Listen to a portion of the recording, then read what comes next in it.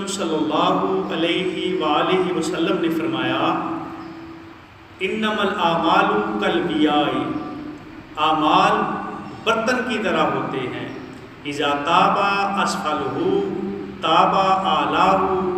اگر برتن کے نیچے والا حصہ صاف ہوگا تو اس کے اوپر والا حصہ بھی صاف ہوگا، اذا فسد اسفلہ فسد اعلاہ، اگر اس کے نیچے والا حصہ خراب ہوگا تو اس کے اوپر والا حصہ بھی خراب ہوگا۔ اگر برتن میں آپ اچھی سے اچھی چیز ڈالیں، برتن خراب ہو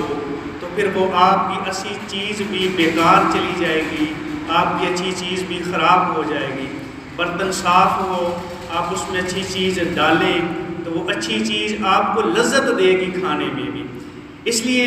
جب آپ نیکی کے ساتھ ساتھ بدی کرتے رہیں گے تو پھر وہ نیکی آپ کو لذت نہیں دے گی، بلکہ جب نیکی کریں تو پھر بدی کو چھوڑ دیں اور جو آپ کا دل ہے وہ صاف ہو جائے گا۔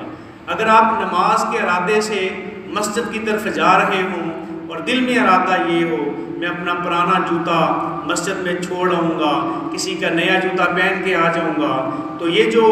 گناہ ہے یہ آپ کو نیکی کی بھی لذت نہیں دے گا۔ اس لیے اللہ سے دعا کیا کریں، یا اللہ نیکی کرنے کی توفیق عطا فرما اور گناہ سے بچنے کی طاقت عطا فرما، کیونکہ نیکی کی توفیق اور گناہ سے بچنے کی طاقت الہی تیرے پاس ہے۔ ہمیں نیکی کرنے کی توفیق عطا فرما اور نیکی کے قریب کر دے اور گناہ سے دور کر دے۔